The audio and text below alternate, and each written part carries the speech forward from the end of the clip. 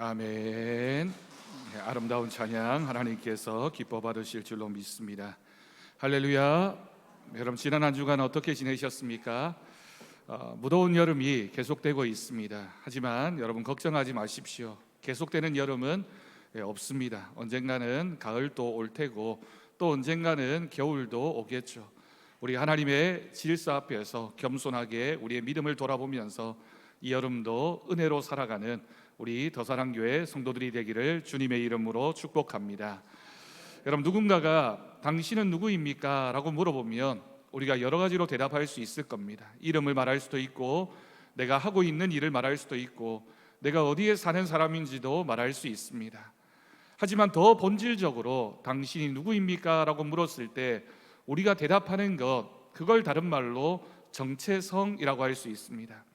이 정체성은 내가 나를 생각하는 마음이기도 하고, 내가 어떤 사람인지를 다른 사람 앞에 보여줄 때 가장 핵심이 되는 부분을 정체성이라고 할 수 있습니다. 그런데 우리가 살아가는 오늘날에 많은 사람들이 이 정체성에 혼란을 겪고 있습니다. 내가 교회에서 신앙생활을 하는 모습과 사회에서의 모습이 다를 때가 있습니다. 직장에서 우리에게 요구하는 역할이 다르기 때문이죠. 또는 사회가 요구하는 기준이 있고, 또 여러 관계성 속에서 우리가 요구받고 또한 우리가 감당해야 되는 많은 역할들이 있기 때문에 그 사이에서 우리는 괴리감을 느끼게 됩니다. 우리의 정체성이 흔들리는 때가 바로 그때라고 할 수 있습니다. 여러분, 세상은 우리가 어떤 사람이 되기를 원합니까? 성공하는 사람, 인기 많은 사람, 그리고 많은 사람들에게 인정받는 사람, 물질적인 가치로 평가했을 때 많은 것을 가진 사람이 좋은 사람이다, 이런 가치로 우리를 평가하고 너는 도대체 어떤 사람이냐라고 하는 기준을 우리에게 묻게 됩니다. 여러분, 우리는 어떤 사람입니까? 우리가 다른 사람들 앞에서, 또는 내가 나를 생각할 때, 또는 우리가 하나님 앞에서 나를 고백할 때 내가 가져야 하는 정체성의 본질은 무엇입니까? 여러분, 우리가 하나님 앞에 고백해야 하는 우리의 정체성의 본질, 핵심은 바로 우리는 하나님의 사람입니다. 사람들의 평가나 세상의 기준이 아니라 나는 하나님께 속한 사람이다, 하나님의 사람답게 살아야 되겠다라고 고백하는 그 믿음이 분명하게 되면 우리는 하나님의 사람답게 살 수 있는 것이죠. 여름을 시작하면서 또 오늘까지 우리가 오랜 기간 동안 하나님의 사람에 대한 여러 가지 말씀들을 나누었습니다. 여러분, 우리가 나눈 하나님의 사람의 모습을 기억하고 있습니까? 모세, 엘리야, 엘리사, 사무엘과 스마야, 그리고 디모데, 그리고 우리가 함께 말씀을 나누진 않았지만 다윗이라는 이름이 성경에서 하나님의 사람이라고 하는 이름으로 불려졌던 인물들입니다. 오늘은 그 마지막 시간으로 오늘 본문 디모데후서 3장 16절 17절 말씀을 통해서 하나님의 사람이 어떤 사람인지, 그리고 우리가 어떻게 하면 하나님의 사람답게 살아갈 수 있는지에 대한 마지막 결론의 말씀을 나누려고 합니다. 이 혼돈의 시대에 정체성이 위협받고 있는 이 시대 가운데 우리가 하나님 앞에서 또 세상에서 하나님의 사람으로 살아가는 믿음을 고백하고 확인하는 시간이 될 수 있기를 바랍니다. 오늘 본문 말씀은 하나님의 사람이 어떤 사람인지에 대한 정의를 말하면서 가장 핵심적인 하나님의 사람으로서의 자격, 조건을 우리에게 들려줍니다. 그 기준이 바로 하나님의 말씀입니다. 여러분, 오늘 본문 16절 말씀을 봅니다. 모든 성경은 하나님의 감동으로 된 것으로 교훈과 책망과 바르게 함과 의로 교육하기에 유익하다라고 기록하고 있습니다. 여러분, 이 한 절 말씀이 성경이 어떤 책이냐, 하나님의 말씀이 무엇이냐라고 얘기했을 때 성경이 말하는 가장 중요한 근거가 되어지고 있는 기준의 말씀이라고 할 수 있습니다. 성경은 단순한 인간의 글이 아니라 누구의 감동으로 된 것이라고요? 하나님의 감동으로 쓰여진 책입니다. 여기에 기록되어진 하나님의 감동이라고 하는 표현이 하나님의 숨결을 의미하기도 하고, 또한 예전 성경에는 하나님의 영감이라고 표현하기도 했습니다. 이 말의 공통점은 하나님과 우리가 이 말씀을 통해서 연결되어져 있다라고 하는 겁니다. 하나님의 마음이 어떤 마음인지를 알고 우리가 그 하나님의 마음에 연결되어져서 그 말씀을 우리에게 주시는 하나님의 음성으로 듣게 되는 것, 그것이 바로 하나님의 말씀이 가지는 감동이라고 할 수 있습니다. 세상의 이념이나 유행은 바뀌고 있습니다. 그런데 변하지 않는 것 한 가지를 말한다면 하나님의 말씀만큼은 이 세상이 사라지는 동안 변하지 않고 우리에게 유일한 신앙의 기준이 될 것입니다. 그러니 여러분, 하나님의 사람이 무엇으로 살아야 되느냐라고 묻는다면 하나님의 말씀을 기준 삼고 하나님 말씀을 따라 살아가는 사람이 하나님의 사람이다라고 하는 결론에 이를 수 있습니다. 그러니 여러분, 우리가 교회에서 신앙생활을 할 때도 세상 가운데 살아갈 때에도 다른 가치관이나 다른 기준이 아니라 하나님의 말씀을 기준 삼을 때, 하나님의 말씀을 최우선으로 삼고 살아갈 때 우리는 길을 잃지 않고 살아갈 수 있음을 믿습니다. 근데 여러분, 오늘 말씀에서 바울은 이 하나님의 말씀이 우리에게 유익이 되는 그 모습을 네 가지를 우리에게 설명합니다. 첫 번째가 성경은 우리의 삶에 교훈이 된다는 것입니다. 두 번째가 하나님의 말씀은 우리가 잘못할 때 책망해 주는 역할을 합니다. 그리고 세 번째가 우리가 넘어졌을 때는 바로 잡아주는 것이 하나님의 말씀입니다. 그리고 마지막 네 번째가 우리가 더욱 거룩한 삶을 살아갈 수 있도록 의로 교육해 주는 것, 그것이 바로 성경이 우리에게 하는 기준입니다. 한마디로 표현한다면 하나님의 말씀은 우리를 때로는 가르치기도 하고, 때로는 우리를 꾸짖기도 하고, 때로는 우리를 고쳐주기도 하고 훈련시켜주는 역할을 감당하는, 우리에게 있어서는 믿음의 선생님과 같은 역할을 하는 것이 바로 하나님의 말씀이다라고 하는 것이죠. 여러분, 인생을 살다 보면 무엇이 옳은지 몰라 방황할 때가 있습니다.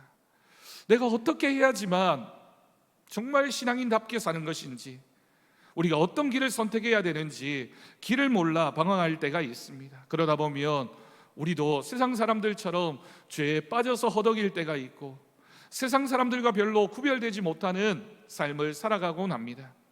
여러분, 그럴 때 우리를 바로 잡아주는 것, 우리가 하나님께로 다시 돌아올 수 있는 기회와 또는 그런 역할을 감당하게 하는 것, 그것이 바로 하나님 말씀이 기준이 되어질 때 우리에게 주어지는 은혜입니다. 우리가 연약하여 넘어질 때 하나님의 말씀은 우리를 다시 일으켜 세워 바른 길을 보여주고 있습니다. 마치 운동선수가 매일매일 끊임없이 훈련을 해야지만 그 운동의 기능을 다 잘 감당할 수 있는 것처럼, 우리가 늘 하나님의 말씀을 가까이 하지 않으면 우리가 하나님의 사람답게 살 수 없다라고 하는 것을 우리에게 알려줍니다. 여러분, 그렇다면 하나님의 말씀은 우리를 어디까지 이끌어 갈까요? 우리가 이렇게 하나님의 말씀을 기준 삼고 하나님 말씀이 주는 여러 가지 유익들을 함께 경험하면서 살아갈 때 하나님의 말씀이 우리를 목적지로 이끌어가는 그곳이 어디입니까? 본문 17절 말씀은 하나님의 말씀을 들은 사람, 그 말씀을 따라 살아가는 사람의 최종적인 목적지를 알려줍니다. 이는 하나님의 사람으로 온전하게 하며 모든 선한 일을 행할 능력을 갖추게 하려 함이라. 여러분, 사도 바울은 오늘 말씀에서 디모데를 향해 하나님의 사람이라고 부르고 있습니다. 그런데 그 하나님의 말씀이 하나님의 사람을 온전하게 만든다라고 선언하고 있는 것이죠. 여러분, 하나님의 사람은 사실 온전해진 사람, 온전한 사람은 아닙니다. 정확하게 표현한다면 온전해져 가는 사람입니다. 그래서 하나님의 말씀은 우리를 온전하게 만들어가는 그런 역할을 하는 것이죠.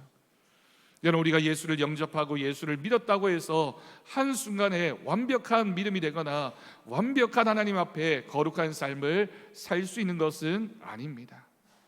우리는 매일 넘어지기도 하고 실패하기도 하고 낙심하기도 하고 무릎을 꿇을 때도 있습니다. 하지만 그때마다 하나님의 말씀은 우리를 온전하게 하는 그런 역할과 기능을 우리에게 보여줍니다. 말씀의 가르침과 훈련을 통해서 하나님의 사람이 영적으로 성숙한 인격을 갖게 해주는 것, 그것이 바로 하나님의 말씀이 우리에게 하는 기능인 것입니다. 그러니 여러분, 우리의 성품에 모난 부분이 있을 때 하나님의 말씀이 우리의 성품을 다듬어서 하나님의 사람답게 만들어가는, 온전하게 하는 역할을 하게 합니다. 우리의 가치관이 새로워질 수 있습니다. 또한 삶의 목적이 정결해져서 예수 그리스도의 장성한 분량에 이르기까지 그와 같은 길을 인도해 가는 것도 하나님의 말씀이 우리에게 주는 유익이라고 할 수 있습니다. 그러니 여러분, 우리의 인생이 마지막 마칠 때까지 우리가 흔들림 없이, 또한 우리가 어떤 유혹을 이기고 하나님이 우리에게 주신 최종 목적지를 향해 갈 수 있는 것, 하나님의 말씀이 우리의 기준이 되어지고 하나님의 말씀을 따라 살아갈 때 우리가 그렇게 살아가는 사람이 될 수 있음을 우리는 기억해야겠습니다. 또한 여러분, 오늘 말씀에서 하나님의 말씀은 우리로 하여금 모든 선한 일을 하게 할, 그 선한 일을 행할 능력을 주게 한다라고 기록하고 있습니다. 여러분, 예수님께서 우리를 향해서 너희는 세상의 소금이다, 세상의 빛이다 라고 말씀하셨습니다. 그런데 여러분, 소금과 빛이 어떤 역할을 합니까? 소금과 빛은 그 자체로도 의미가 있겠지만 그 소금과 빛은 나만을 위한 것이 아니라 다른 사람을 위해 사용되어질 때 그 진정한 가치가 나타날 수 있습니다. 소금이 그대로 있으면 아무 역할도 못하지만 녹아서 어떤 음식물에 들어가서 짠맛을 내게 되면 귀한 음식의 재료가 됩니다. 또한 소금이 녹아지게 되면 부패하고 썩어질 것도 막는 그런 기능도 감당할 수 있습니다. 빛이 가만히 있어서 빛의 효용성이 있는 것이 아니라 어두운 곳에 가서 빛이 비춰져야지만 그 빛이 많은 사람들에게 유익을 끼치는 것과 마찬가지입니다. 그러니 여러분, 우리가 그 소금과 빛의 사명을 감당할 때 그저 내 노력, 내 열심만으로 가능한 것이 아니라 우리가 그와 같은 역할을 감당할 수 있도록 하나님의 말씀이 끊임없이 우리가 그런 역할을 감당할 수 있게 도움을 준다라고 하는 것입니다. 말씀으로 무장하면 능력이 생겨나게 됩니다. 여러분, 세상이 우리를 얼마나 유혹하는 세상인지 모릅니다. 우리가 하나님 뜻대로 살지 못하도록 방해하고 우리를 막아서고 있고 우리를 흔들고 있고 우리를 넘어지게 만듭니다. 그런데 그럴 때마다 하나님의 말씀이 우리를 바로 세워주고 하나님의 말씀이 우리가 길을 잃지 않도록 그 길을 제시하며 불의한 상황에서 진리를 말할 용기를 주고 힘든 이웃을 돌볼 사랑의 마음을 주며 유혹을 이길 절제와 정직함도 하나님의 말씀이 우리의 심령 가운데 바로 세워질 때 주어지는 은혜임을 믿습니다. 그러니 여러분, 우리가 하나님의 사람으로 산다는 것은 하나님의 말씀이 우리의 삶을 통하여 나타내 보여질 때, 하나님의 사람은 하나님의 말씀으로 사는 사람이고 하나님의 말씀을 실천하는 사람이 바로 하나님의 사람임을 우리는 기억해야겠습니다. 여러분, 제가 예전에 청년부 사역을 할 때 청년부 예배를 드리면서 이런 설교를 한 적이 있었습니다. 너희들에게 하나님께서 물질을 주시면 그것으로 너의 만족과 행복을 위해 살지 말고 그것을 주신 하나님의 목적을 위하여 사용해야 된다라는 말씀을 나누었습니다. 그러면서 청년들에게 구체적인 도전의 말씀을 제시했습니다. 너희가 열심히 노력해서 어떤 회사에 취업을 하고 처음 월급을 받게 되면 그것을 하나님께 드렸으면 좋겠다. 그렇게 드리면 하나님께서 이후의 모든 삶 가운데 책임져 주시는 역사가 있을 것이다. 그리고 그렇게 한 번만 하나님 앞에 드릴 것이 아니라 살아가면서 물질적인 여유가 조금이라도 생기게 되면 그런 상황이 생겨나게 되었을 때 하나님이 나를 사용하기를 원하시는구나, 그런 상황 가운데 망설이지 말고 하나님께 드리는 믿음이 되었으면 좋겠다. 그것이 바로 하나님의 말씀을 잊지 않고 하나님 말씀으로 살아가는 사람의 조건이다라는 말씀을 나누었습니다.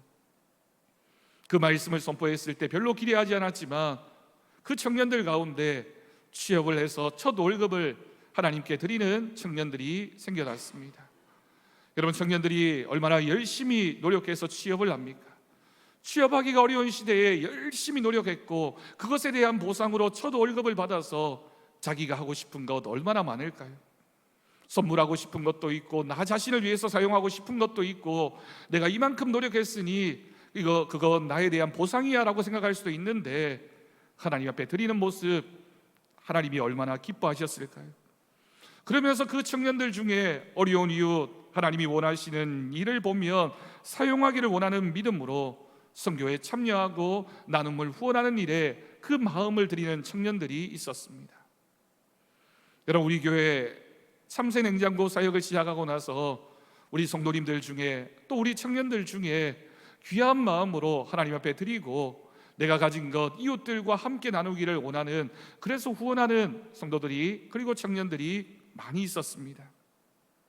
그런 모습들을 제가 어느 날 제 SNS에다가 우리 교회에서 이렇게 선한 일을 하고 있다라고 하는 내용으로 글을 올린 적이 있었습니다. 그런데 그 글을 읽은 청년들 중에 연락이 오고 찾아온 청년들이 있었습니다. 제가 그 교회를 떠나온 지 벌써 10몇 년이라는 시간이 지났는데 그 글을 읽어보고 마음에 감동을 받았다며 연락이 왔습니다. 한 청년은 아들 셋을 키우는 청년인데, 목사님, 그 참새 냉장고 사역에 저도 동참하고 싶습니다. 생수 몇 박스를 보내왔습니다. 한 청년은 휠체어 사업을 만들어서 제작하는 그런 사업을 하고 있는 청년인데 그 모습을 보고 마음에 너무 감동이 된다면서 저도 함께 동참하고 싶습니다. 음료수 수십 박스를 저에게 보내왔습니다. 그 청년들을 보면서 참 뿌듯했습니다. 그 청년들이 그래도 잊지 않고 하나님 말씀대로 살려고 하는구나. 여러분, 우리 교회에도 그런 청년들이 있고 또한 이 세상에도 그렇게 말씀대로 살려고 하는 사람들이 얼마나 많이 있는지 모릅니다. 여러분, 우리는 분명히 기억해야 됩니다. 하나님 말씀을 듣고 그 말씀대로 살려고 하는 사람이 바로 하나님의 사람입니다. 여러분, 우리가 하나님의 사람이 되기를 원한다면 하나님 말씀을 잘 들어야 되겠죠. 은혜도 받아야 되겠죠. 하지만 듣고 은혜 받는 데서 멈춰 있지 말고 하나님 말씀대로 살려고 하는 그 믿음, 실천하는 그 믿음이 바로 하나님의 사람이 되게 한다는 사실 꼭 기억할 수 있기를 바랍니다. 제가 어느 신앙 집회에서 박효진 장로님이라는 분의 간증을 들은 적이 있었습니다. 아마 우리 성도님들 중에도 그 집회 온라인 상황을 보면서 이 박효진 장로님 간증 들어보신 분이 있을 겁니다.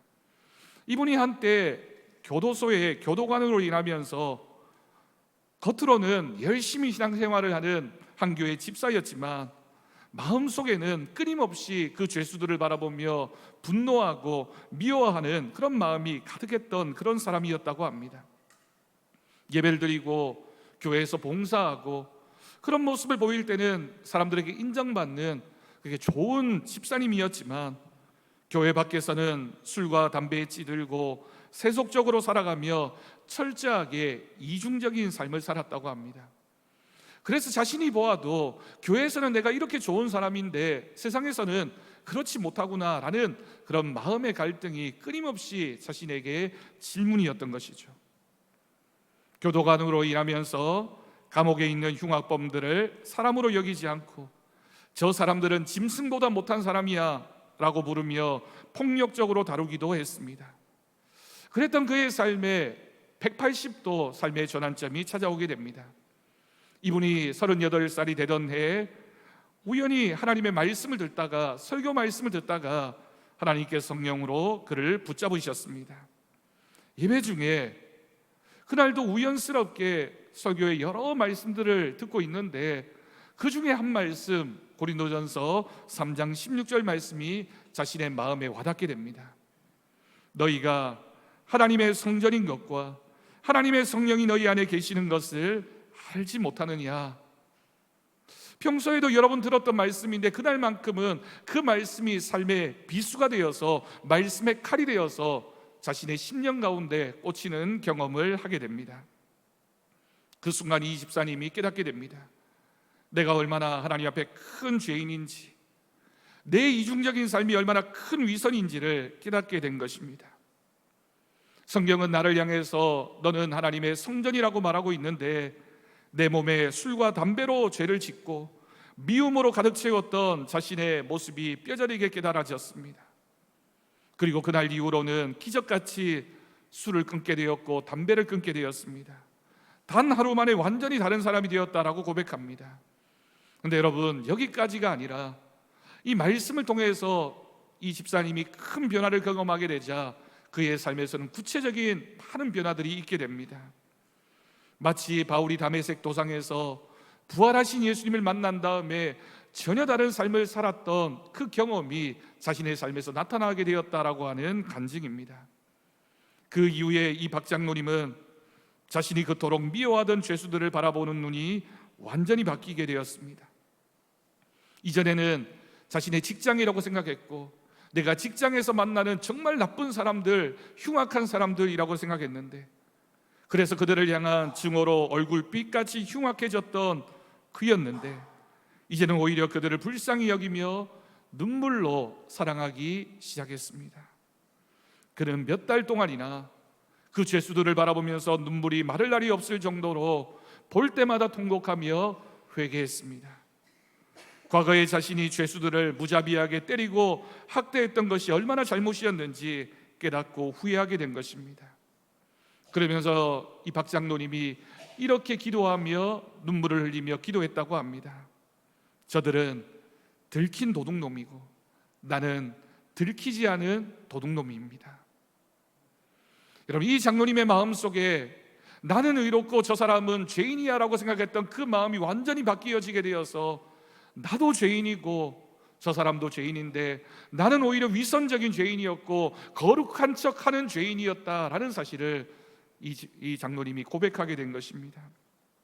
그가 미워했던 흉악범들과 본질적으로 다를 바 없는 죄인이 자기 자신이라는 사실을 고백했던 그 고백의 장면을 보면서 저의 마음에도 찔림이 있었고, 여러분, 우리의 마음속에도 하나님은 동일하게 너는 누구냐라고 물으시는 그 질문에 우리도 대답해야 할 것입니다.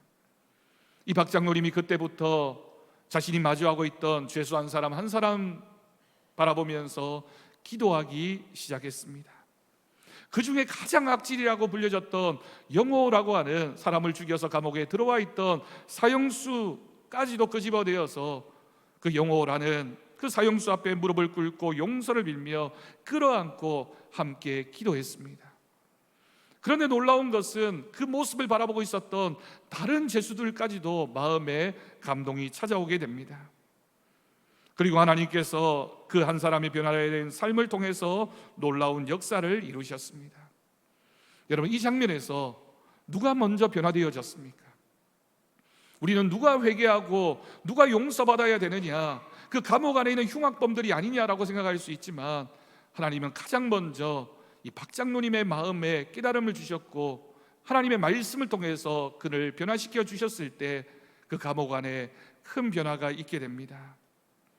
이전에는 분노와 폭력이 가득했던 감옥 분위기였는데 박장로님이 눈물로 기도하기 시작했을 때 9개월 만에 이 청송 감옥소의 죄수 1600명이 예수님을 영접하는 부흥의 사건이 일어나게 되었습니다. 기적과도 같은 역사였습니다. 자신이 생각해도 이 사람들은 도무지 가망이 없고 용서받을 수 없고 죽을 때까지 여기 있어야 돼 라고 생각했던 그 사람들이 예수님을 영접하고 눈물로 기도하며 그 감옥 안에서 찬송 소리가 끊이지 않는, 기도 소리가 끊이지 않는 기적과도 같은 역사가 있게 된 것입니다. 심지어 죄수들이 한 마음이 되어서 기도하기 시작했습니다. 이 감옥소가 폐쇄되었으면 좋겠습니다. 하나님, 이 감옥소가 폐쇄되는 일이 일어났으면 좋겠습니다. 하나님께서 그 기도에 응답하셔서 그 감옥소가 실제적으로 폐쇄되어지고 그곳이 직업훈련소로 바뀌어지게 되는 놀라운 기도의 응답도 있게 되었습니다. 여러분, 얼마나 놀라운 변화입니까? 여러분, 우리나라에서도 청송감옥소라고 하면 가장 악랄하고 가장 무서운 죄를 저지른 사람들이 가는 곳이라고 생각하고, 그곳에는 정말 사람 같지 않은 사람들이 있는 곳이야 라고 우리는 생각을 합니다. 그런데 이 박장로님이 깨닫게 되었습니다. 내가 저 사람들보다 더 큰 죄인이구나. 하나님의 말씀을 듣고도 교만해져서 위선적인 신앙생활을 하고 있었던 내가 저 사람들보다 더 큰 죄인이었구나. 여러분, 한 사람이 변화된 삶이 얼마나 큰 영향력을 끼치게 되는지 모릅니다. 훗날 이 박장로님이 자신을 가리켜서 나는 벼랑 끝에 선교사로 부름을 받았습니다 라고 고백을 했습니다. 벼랑 끝에 서 있는 사람들을 향한 선교사로 내가 부름을 받았으니 하나님, 저는 그곳에서 하나님이 주신 사명 감당하겠습니다 라고 간증하며 지금까지도 많은 사람들에게 큰 감동을 주고 있습니다. 여러분, 다시 한번 고백합니다. 하나님의 사람은 하나님의 말씀대로 사는 사람입니다. 하나님의 말씀을 잘 듣는 사람이기도 하고 하나님 말씀의 은혜를 받는 사람이기도 해야 되겠지만, 여러분, 그것만이 아니라 하나님의 사람은 하나님 말씀대로 살아야지만 그 사람은 하나님의 사람이 되는 것입니다. 여러분, 오늘 말씀을 통해서, 그리고 우리가 몇 주간 동안 이 여름을 지나면서 하나님의 사람이 어떤 사람인지에 대한 여러 말씀들을 나누었습니다. 그 인물들이 어떻게 하나님의 사람답게 살았는지, 우리가 어떻게 해야지만 하나님의 사람으로 살아갈 수 있는지 말씀을 잘 들었습니다. 그럼 잘 들었으면 이제 우리가 어떻게 해야 됩니까? 잘 들은 것에서 끝이지 말고 하나님 말씀대로 살아가는 우리 더사랑교회 성도들이 되기를 간절히 바랍니다. 오늘 우리가 이 하나님의 사람 말씀을 이제 다 마무리하면서 하나님이 주시는 귀한 권면의 말씀을 함께 드리려고 합니다. 여러분에게도 들려지는 하나님의 말씀이 되어서 우리가 이 말씀대로 도전하며 실천하는 결단의 말씀이 되기를 권면합니다. 여러분, 첫 번째, 우리가 말씀 앞에 더욱 겸손히 나아갑시다. 여러분, 하나님의 말씀을 듣고 그 말씀대로 살려면 우리의 마음에 겸손한 마음이 먼저 있어야 합니다. 이 말씀은 저 사람을 향한 말씀이야, 이 말씀대로 나는 잘 살고 있는데 뭘, 하나님 말씀을 잘 들었으니까 그만이지. 여러분, 그래서는 하나님의 사람이 될 수 없습니다. 하나님의 말씀을 내 생각과 행동의 최종 권위로 두겠다라고 여러분 결단하십시오. 아침에 일어나서 말씀 한 구절이라도 읽고 그 말씀을 내 마음속에 새기면서 하나님, 오늘 하루는 이 말씀대로 살겠습니다, 그렇게 결단할 때, 하나님의 말씀 앞에 겸손하게 설 때 우리가 하나님의 말씀으로 새롭게 시작하는 것입니다. 여러분, 우리가 주일 예배를 통해서 또는 우리가 개인적인 묵상을 통해서 하나님 말씀을 들을 때 그 말씀에 집중할 때 겸손해야 합니다. 하나님 말씀은 들을 귀가 있는 자에게 들려지는 하나님의 은혜이기 때문입니다. 두 번째로, 배운 말씀을 삶에서 용감히 실천해야 됩니다. 여러분, 하나님의 말씀은, 하나님의 사람은 말씀을 듣기만 하는 자가 아니라 행하는 자입니다. 하나님의 말씀이 우리에게 너는 소금이다, 너는 빛이다 라고 말씀하셨으니 그 말씀대로 살아야지만 우리가 그 소금과 빛의 사명을 감당하게 되는 것입니다. 하나님의 말씀을 들은 사람이 어떻게 하나님의 말씀을 벗어나서 살 수 있겠습니까? 우리가 가정에서도 직장에서도 우리가 어떤 인간관계에서도 하나님의 말씀을 원칙으로 잡고 그 말씀을 따라 살아가는 믿음이어야 됩니다. 여러분, 우리의 삶이 그렇게 만만하지는 않습니다. 하나님의 말씀대로 살려고 하면 손해보는 것 같을 때가 있습니다. 또는 다른 사람들에게 멸시를 당하거나 무시를 당할 수도 있습니다. 조금 전에 말씀드렸던 그 청년들처럼 내가 하나님 말씀대로 살려면 물질적으로 손해보는 것 같고, 내가 하고 싶어하는 거 못할 수 있을 것 같고, 내가 다른 데도 사용할 것이 얼마나 많은데 라고 생각할 수도 있습니다. 그러나 여러분, 우리가 부유하거나 가난해서 하나님 말씀을 따라 사는 사람이 아니라 하나님 말씀을 실천할 때, 그 말씀을 나에게 주신 말씀으로 듣고 그 말씀대로 살려고 할 때 그 사람이 바로 하나님의 사람이 되는 역사와 은혜가 있을 줄로 믿습니다. 세 번째로, 여러분, 세상 속에서 빛과 소금의 사명을 의식하며 살아가십시오. 하나님이 우리에게 말씀하셨습니다. 너는 세상의 소금이다, 너는 세상의 빛이라고 말씀하셨습니다. 우리가 있는 학교, 직장, 이웃, 그리고 이 사회 한복판에 하나님께서 우리를 두신 것은 나 한 사람을 통하여 소금이 되고 빛이 되어서 다른 사람을 섬기라고 우리를 보내신 것입니다. 여러분, 한국교회가 오랫동안 내가 예수 잘 믿고 예수 잘 믿는 사람이 되어서 받는 복에 대해서는 우리가 함께 고백했고 은혜를 누렸습니다. 그런데 하나님의 말씀은 거기에서 끝이 아니라 네가 복받는 사람이 되었으니, 네가 그렇게 많은 것을 받았으니 너는 이 사회를 향해서, 이웃을 향해서, 이 교회를 위해서 어떤 사람이 되어야 되겠느냐라고 하나님은 우리에게 또 묻고 계십니다. 하나님의 사람은 이 세상 가운데 빛과 소금의 사명을 의식하며 살아가는 사람입니다. 내가 있는 이 자리에서 내가 무엇을 하기를 하나님은 원하시는가? 내가 요것 가지고 있는데 이것을 통하여 하나님은 무엇을 할 때 가장 기뻐하실까? 나에게 주어진 시간, 건강, 내가 가진 능력, 내가 가진 지혜, 내가 가진 어떤 위치, 그것을 통하여 하나님은 어떻게 할 때 내가 하나님의 사람답게 사는 것이라고 말씀하실까? 그런 빛된 삶, 소금된 삶을 살아가는 우리 더사랑교회 성도들이 되기를 바랍니다. 마지막으로 공동체로서의 결단도 중요합니다. 여러분, 우리가 그렇게 살려고 하지만 인간적으로 우리 한 사람 한 사람이 얼마나 약한 사람들인지 모릅니다. 그래서 격려가 필요하고 도움이 필요합니다. 여러분, 목회자가 성도들을 위하여 기도하는 것 아무것도 아닌 것 같지만 하나님께서 그 기도를 사용하십니다. 우리 직분자들이 또는 구역장과 권찰들이 또는 성교회를 섬기는 임원들이 내가 속해 있는 그 작은 공동체 안에서 누군가를 향해서 기도하고 있는 그 모습을 하나님이 기뻐하십니다. 왜냐하면 우리는 영적으로 연결되어진 지체들이기 때문입니다. 하나님께서 왜 우리를 더사랑교회에 보내셨을까요?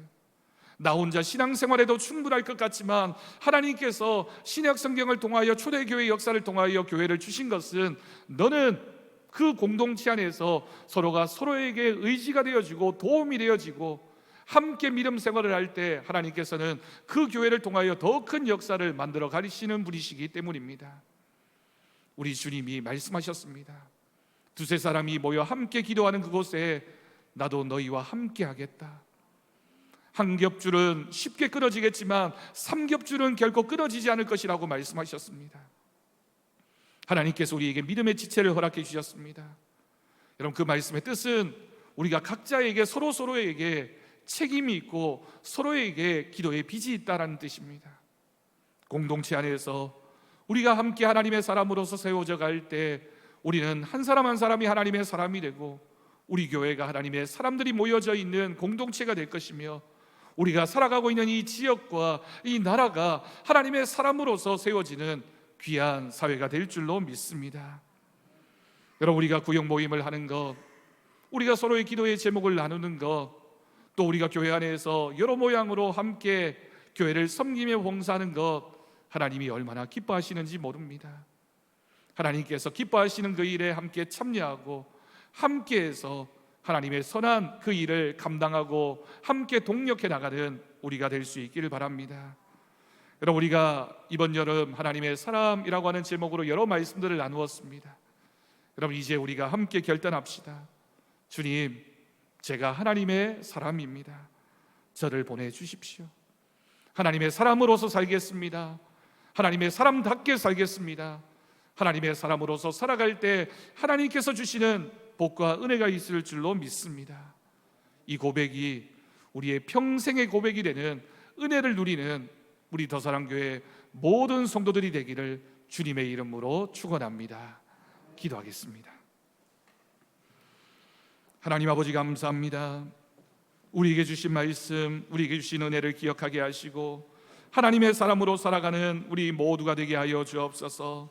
하나님의 사람은 하나님의 말씀을 따라 살아가는 사람이며 그 말씀을 실천하는 사람인 줄로 믿습니다. 오늘 주신 말씀 기억하며 하나님의 사람답게 하나님의 사람으로 살아가는 우리 더사랑교회 모든 성도들 되게 주님 복의 복을 허락하여 주옵소서. 우리 주 예수님의 이름으로 기도드립니다. 아멘. 우리 감사 찬